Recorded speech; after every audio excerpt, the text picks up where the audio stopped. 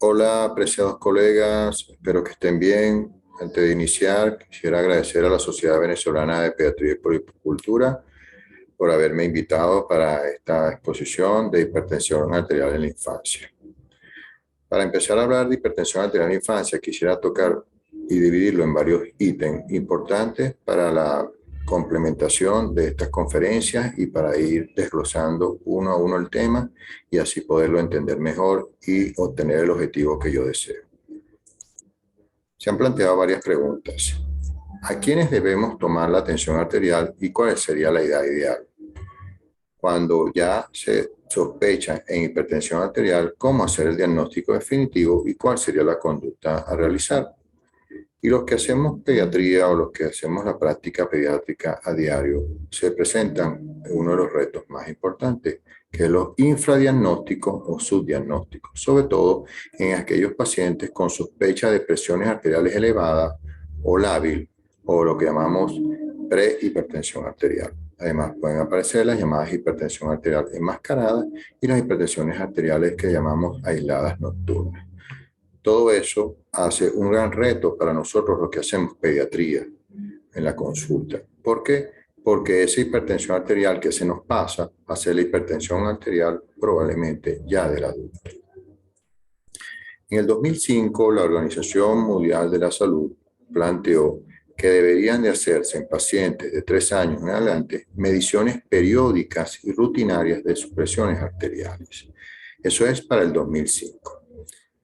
En pacientes, y se plantearon que en pacientes menores de 3 años, basado en factores de riesgo, ya sea antecedentes familiares como hipertensión arterial familiar, enfermedades cardiovasculares como muerte súbita de inmediata, enfermedades metabólicas en la familia que podrían ser un componente heredofamiliar, y algunos factores de riesgo personales hacen que algunos grupos etarios, sobre todo por debajo de 3 años, deben tomarse entonces la presión arterial en forma precoz. Eso es lo que se instaló desde el 2005 hasta unos años antes de esta charla que estamos dando. La American Heart Association planteó que un grupo selecto de pacientes en forma protocolar estableció varios ítems. Estableció que aquellos pacientes sin factores de riesgo o condiciones o sin condiciones asociadas a hipertensión arterial debería de medirse la presión arterial a partir de los 3 años durante las consultas de salud, pero anualmente. Eso también, cuando verán más adelante de la exposición, eso ha ido cambiando y actualizándose.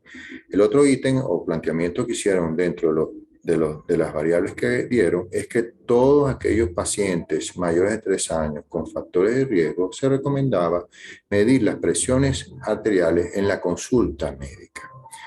Estos dos ítems que plantearon la American Heart Association en el 2017 se ha ido cambiando, ese paradigma se ha ido modificando y les explico. Los pacientes mayores de 3 años con factores de riesgo que se les recomendaba medir presiones arteriales en la consulta médica, nuestra consulta médica para niños de 3 años, de cada 4 a 6 meses de forma regular. No podemos dejar pasar mucho tiempo o llevar una consulta muy a la larga en pacientes que se sospecha la posibilidad de una hipertensión arterial lábil o prehipertensión. Igualmente, aquellos pacientes mayores de 3 años que no tengan factores de riesgo. Normalmente hemos visto que en el 90-92% de estos pacientes vamos a encontrar o un factor de riesgo, llámese antecedente familiar por factores modificables o no modificables, y un antecedente o un factor de riesgo probablemente personal. O sea que todos van a estar incluidos en alto riesgo o en riesgo moderado o leve para hipertensión arterial. Y un tercer grupo que mencionaron ellos en el 2017 es que los niños, por supuesto, menores de 3 años con factores de riesgo, debería hacerse una toma de medidas de presión arterial en cada consulta médica. Aquí viene nuevamente lo que hemos tratado de discutir. Si tenemos pacientes menores de 3 años con factores de riesgo de hipertensión arterial, debemos evaluar verdaderamente si esos pacientes pueden esperar una nueva consulta médica o, dependiendo de los resultados, eso acortarlo durante el tiempo. Entonces, una vez definido que hay que tomar la presión arterial, hay que aclarar las técnicas Recordemos entonces que debemos tener el equipo adecuado, un manguito que cubra el 40-50% de la región humeral, que estemos en un cuarto apropiado, silencioso, para poderlo medir y que sea con la campana. Esto es siempre y cuando sea un equipo que se va a tomar la medición en forma manual. Recordemos también que en los neonatos y los lactantes se sugiere que las mediciones sean automatizadas o digitalizadas. O sea que en todo paciente menor de 5 años, por su poca colaboración, se sugiere que sea en forma automatizada o digitalizada, tanto en el consultorio, en sus 3 repetidas tomas que se deberían de hacer, como ambulatorio. Y dejar a aquellos pacientes mayores de 6 años que puedan colaborar, que se haga en forma manual y si no, también en forma digitalizada, tanto en el consultorio como en forma ambulatoria, si así lo amerita.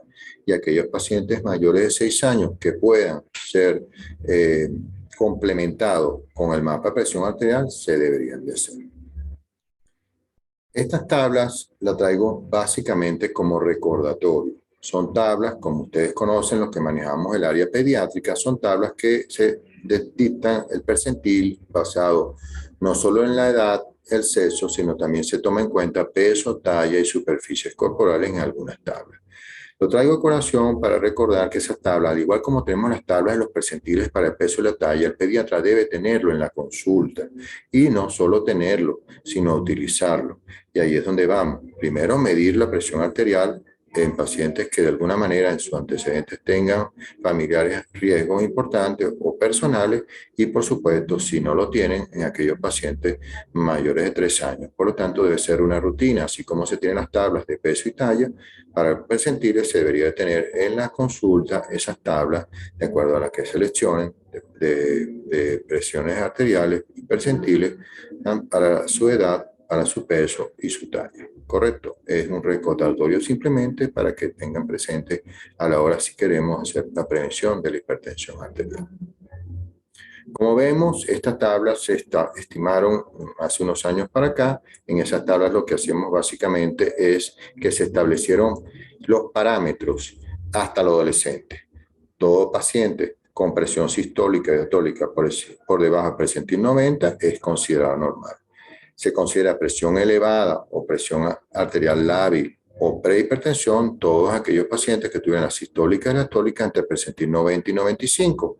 El estadio 1, aquellos pacientes que estuvieran por encima del percentil 95, la sistólica y la diastólica, y por debajo del percentil 99 más 5 milímetros de mercurio.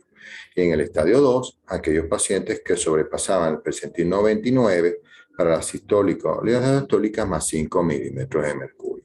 Igual se estableció para aquellos pacientes adolescentes hacia adelante, a los adultos jóvenes, y se establecieron también parámetros, 120 y 80 milímetros de mercurio la presión normal considerada, la presión elevada cuando oscilaba la sistólica entre 120 y menor de 130 y la diastólica siempre menor de 80 milímetros de mercurio.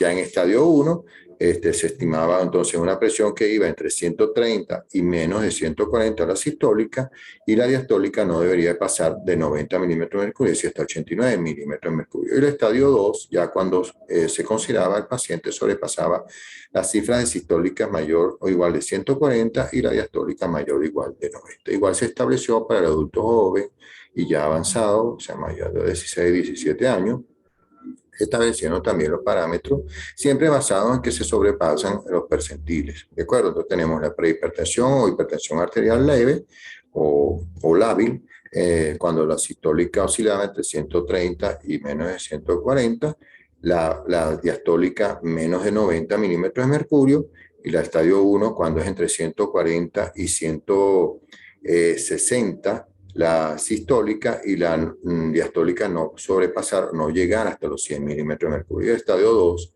ya cuando hablamos que la sistólica estuviera entre 160 y 180 y la diastólica no pasando, no debería pasar los 110 milímetros de mercurio. Eso se establecieron de acuerdo entonces, por supuesto, a las edades.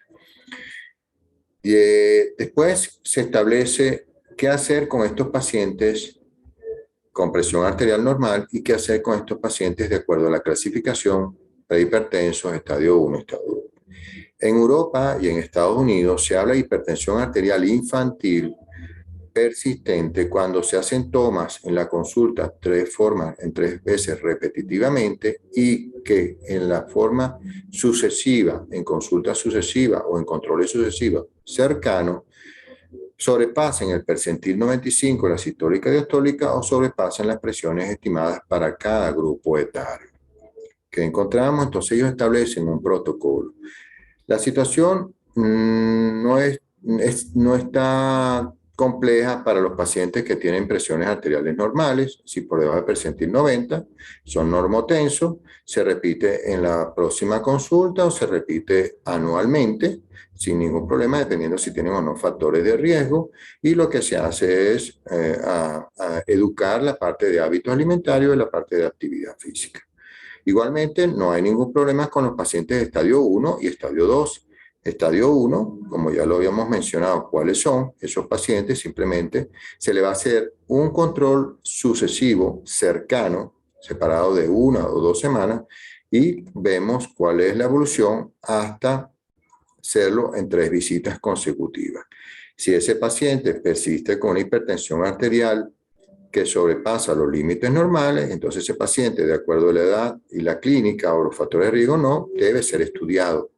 Y dependiendo de eso, se le hace tratamiento entonces no farmacológico y, por supuesto, si las presiones se mantienen y son repetidas consecutivamente, se le hace un tratamiento farmacológico.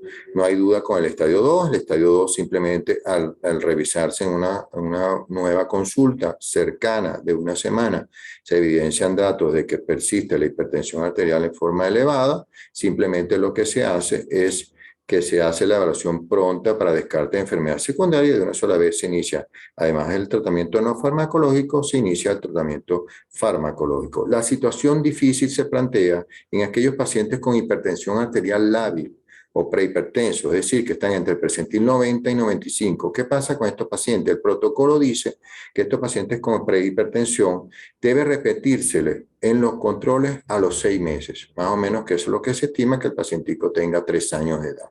La situación está que nosotros no deberíamos esperar 6 meses o tan lejano para hacer un control sucesivo y más en un paciente que tiene algún factor de riesgo o varios factores de riesgo y la presión arterial se encuentra lábil. Estos son los pacientes mucho más temidos porque son los pacientes que si se nos escapan de la consulta son pacientes que son al futuro los hipertensos del adulto con probablemente lesiones ya a órganos nobles. Entonces, lo que se sugiere o hemos sugerido, algunos que ya tenemos unos cuantos años en esta materia, es simplemente ser un poquito más exhaustivo y no dejarlos tan largo la consulta, sino acortarla. Generalmente lo que hacemos es que estos pacientes al mes o a los 2 meses se le hace un control igual sucesivo y vamos viendo o repetidamente esos controles o esas presiones para ver si se repiten. Si se repite en ese paciente, además de mantener la educación de los hábitos y la parte de actividad física, como son los no farmacológicos, se decide entonces hacer estudios y si se mantiene con una hipertensión lábil y no hay consecuencias secundarias, se decidirá si se va a un tratamiento farmacológico. Entonces, la situación más difícil, sobre todo para el pediatra, que muchas veces o es por índole del paciente que se escapa de la consulta o por uno mismo que se confía de las presiones arteriales, este es el grupo etario que es más temido para todos, o por lo menos los que hacemos pediatría. Bueno, esto es simplemente un recordatorio, pero lo que quería insistir más que todo, además de recordarles cuáles son las causas secundarias de hipertensión arterial en la infancia, como evidentemente conocen ustedes, son básicamente las renales, el parenquima renal o las renovasculares, y después le siguen la cardíaca y la endocrinológica, entre otras causas que ya muy bien ustedes conocen.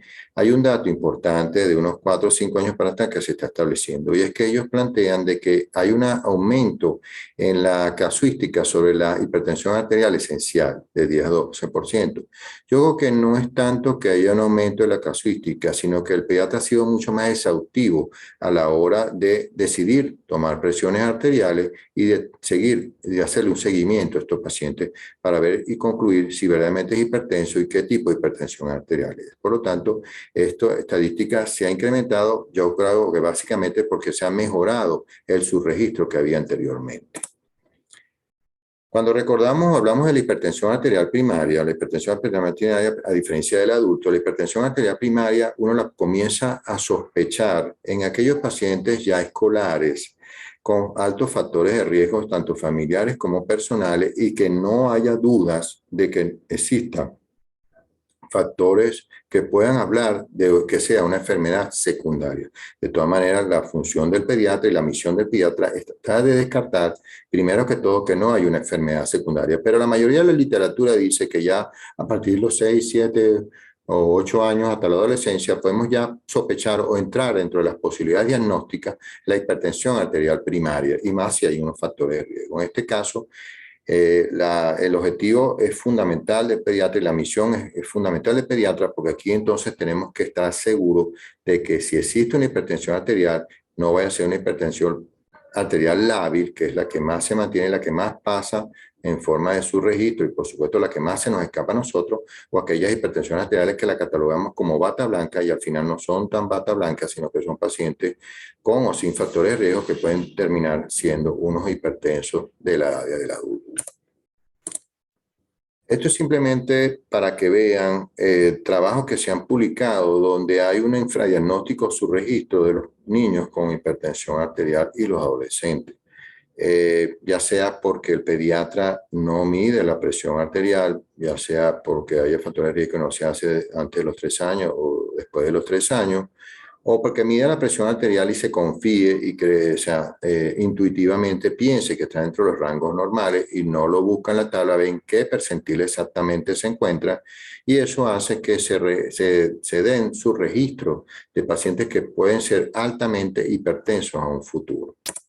Igual tenemos la hipertensión arterial enmascarada, aquellos pacientes que teniendo factores de riesgo o múltiples factores de riesgo, tanto familiares como personales o durante las primeras épocas de su vida, mantengan una presión arterial normal en la consulta y probablemente puedan tener una hipertensión arterial fuera de ella, ya sea por actividad física o otras variables que puedan en algún momento dado desencadenar esa latencia de las presiones arteriales que pueden ser hipertensos a futuro.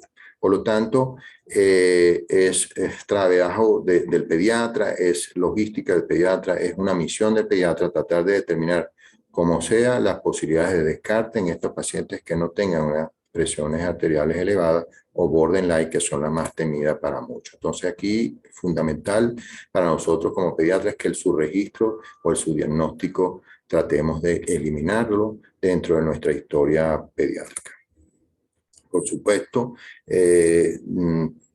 la hipertensión arterial lábil o prehipertensión a corto o mediano plazo, más a mediano plazo, va a haber cambios a nivel de nuestro sistema o los sistemas del niño.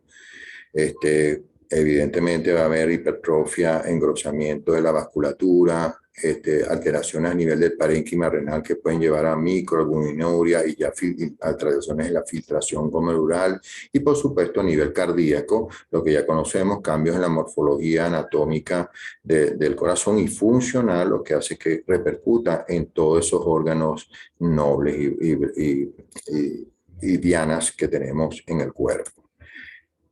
El tratamiento, como conocen ustedes, básicamente tienen que ser medidas no farmacológicas. Las medidas no farmacológicas simplemente las voy a tocar, pero es lo que primero se instala o lo que primero tratamos de incentivar sin escapar la posibilidad de que se trate de otro tipo de hipertensión arterial, y por supuesto hay que seguirlo muy consecutivamente. Modificar los hábitos alimentarios en caso que así se requiera, controlar el peso, ejercicio físico programado y por supuesto la monitorización, como lo vengo diciendo, en forma sucesiva y más controlada, tanto de la presión arterial en pacientes mayores de 3 años o en aquellos que se indique o se justifique en niños menores de 3 años. En cuanto al tratamiento, bueno, muy sencillo. En pacientes que tengan una presión normal, simplemente su control cuando lo requieran, semestral o anual o trimestral, y por supuesto el tratamiento sería no farmacológico. La situación está para el paciente con hipertensión arterial o prehipertensión o hipertensión lábil. Estos pacientes que son sintomáticos con afectación de órganos diana o que sean en casos secundarios, obviamente requieren de tratamiento farmacológico más el tratamiento o la medida que ya dijimos anteriormente. Y aquellos pacientes con hipertensión arterial lábil, prehipertensos, que no tengan síntomas, que no haya enfermedad secundaria, que no hayan daño de órganos o compromiso de órganos diana y no haya otros factores asociados, por supuesto, estos pacientes hay que seguirlos muy de cerca. Es decir, hacerle tratamiento no farmacológico, pero no descuidarse, que es la misión del pediatra, debe ser más regular y que, por supuesto, en caso de que no se pueda continuar, que no sea por responsabilidades del pediatra, sino básicamente por responsabilidad que cae sobre los padres o representantes. Y está la hipertensión arterial ya establecida, que no cabe duda en estos pacientes, que debe hacerse entonces el tratamiento de las medidas anteriormente dichas, más el tratamiento farmacológico. En cuanto al tratamiento farmacológico, en aquellos pacientes donde hay compromiso de diana o de órganos diana, como por ejemplo el riñón, básicamente, que es uno de los primeros que se afectan a mediano plazo, esos pacientes deben recibir doble fármaco, de una sola vez, combinación de fármacos para poder controlar esa hipertensión, que muchas veces son hipertensiones arteriales difíciles de manejar y que pues, sobrepasan el percentil 99.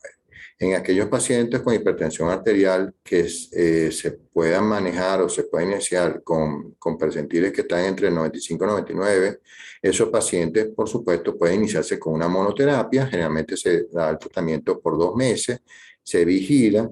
Si esa monoterapia no funciona, hay la posibilidad de subir dosis o de cambiar el fármaco. Y si no es efectivo aún todavía, lo que se hace es combinar los fármacos como se ha hecho cuando hay compromiso de órganos diana como corazón o riñón. De grosso modo, estos son los fármacos que básicamente se utilizan. Recuerden que inicialmente es monoterapia. Por ejemplo, para los pacientes con cardiopatía tipo coartación aórtica que explica la hipertensión arterial, utilizamos los IECA, ¿correcto? De primera intención. Y lo acompañamos no de diuréticos, otros beta-bloqueantes, dependiendo de la hipertensión arterial. Los antagonistas del calcio, muy bien también utilizados también de primera elección, igual que los beta-bloqueantes. Dejámoslos ahora para pacientes mucho más avanzados en edad, estamos hablando ya de pacientes cercanos a la adolescencia. Recuerden que los IECA muchas veces tienen que tener cuidado si están dudosos en la posibilidad de que haya compromiso de arterias renales, no es el fármaco de primera elección. Siempre utilizamos monoterapia inicialmente y más si logramos un control de hipertensión arterial para entonces seguir avanzando y seguir vigilando si hay otros efectos secundarios, otras enfermedades secundarias a esa hipertensión arterial. Por supuesto, entonces, ¿cuál es el plan o la forma de trabajo en aquellos pacientes donde las presiones arteriales en general deben ser manejadas con presiones de percentil sistólico y diastólico por debajo de 90? Entonces, ¿qué pasa cuando hay compromisos de órganos diana tipo riñón? En este caso, la presión arterial uno tiene que ser más cuidadoso y no puede esperar los percentiles de 90. Uno ya en pacientes sin proteinuria trata de que la presión debe ser controlada por debajo del percentil 75. Y en aquellos pacientes donde hay más compromiso parenquimatosis y filtración glomerular, por ejemplo en los riñones, debe controlarse en presiones arteriales por debajo de 50. Igualmente, en otros pacientes que tengan otros compromisos de órganos, debe con más razón también manejarse con el mismo esquema. Si mantenemos a un paciente que tiene una hipertrofia ventricular izquierda o un compromiso de la vasculatura en cuanto a engrosamiento, en los percentiles que normalmente se estila para pacientes que tienen presión arterial normal, podríamos estar haciendo efectos deleterios, aunque sus presiones sean consideradas normales bajo un percentil establecido estándar mundialmente, pero no es lo idóneo a futuro para estos pacientes con esos órganos ya comprometidos. Hasta hace 8 años se consideraba que la hipertensión arterial en niños es una enfermedad de baja frecuencia. Yo creo que lo que está ocurriendo es que había un subdiagnóstico y su registro, y por eso vemos que la estadística, entre comillas, de la hipertensión arterial esencial ascendió. Yo creo que no ascendió, sino simplemente los pediatras hemos tenido un poquito más de conciencia sobre lo importante que es la medición de la presión arterial en la consulta y su control sucesivo y estrictos en caso de que se note alguna alteración en una de las cifras tensionales basada en las tablas. Igualmente se decía que la hipertensión arterial debería tomarse en niños mayores de 3 años, que solo se dejaría en niños menores de 3 años aquellos con condición especial. Cuando hablamos de condición especial, cualquiera de esos niños pueden tener importantes antecedentes familiares por factores no modificables o modificables y pueden tener, por supuesto, algún factor personal durante los primeros años de vida. Entonces, estamos hablando que más del 92% de estos pacientes tienen al menos algunos factores de riesgo o al menos un factor de riesgo. Entonces, la detención temprana, la misión del pediatra es una detención temprana, debe ser una detención temprana que sea lo más adecuado posible y certera posible para que podamos prevenir la hipertensión arterial del adulto. Antes, y ya para concluir, se plantea de que entonces los niños mayores de 3 años deben realizarse su monitoreo de presión arterial. Estoy de acuerdo con eso siempre y cuando no haya ningún dato que nos informe o nos requiera, basado en la historia clínica, que esos pacientes deben medírsele la presión arterial antes y por supuesto que durante el control de su presión arterial, esas presiones arteriales estén bajo los percentiles normales. Aquellos pacientes que tuvieran presiones arteriales en percentiles entre 90 y 95 en forma consecutiva y que estemos seguros que no hay enfermedad secundaria o etiología que lo identifique, estos pacientes, por supuesto, tendrán probablemente una alta incidencia de hipertensión arterial en el momento de la adultez. Y aquellos pacientes con presiones arteriales elevadas o alteradas por encima de percentil 90, desde los 6 años hasta los adolescentes, donde no haya factores de riesgo, no haya factores familiares, ni personales, ni metabólicos, estos pacientes con hipertensión arterial debe descartarse prioritariamente enfermedad secundaria, aunque no esté dentro de la estadística prioritarias. Recuerden que hablamos de que uno comenzaba a pensar en hipertensión arterial primaria después de los 6 años, pero eso no descarta que no sea una hipertensión arterial secundaria a cualquiera de las etiologías ya comentadas anteriormente. Por lo tanto, apreciados colegas, creo que tenemos que tener conciencia, tenemos que tratar de hacer un esfuerzo para tomar presiones arteriales en la consulta, y más si investigamos e indagamos que el paciente tiene algún antecedente o varios antecedentes familiares de factores modificables o no modificables, igual con algún antecedente personal durante las primeras etapas de su vida. Es nuestra misión, es necesario y es lo que nos da una conciencia tranquila para prevenir muchas veces la hipertensión arterial de ese futuro adulto. Muchas gracias.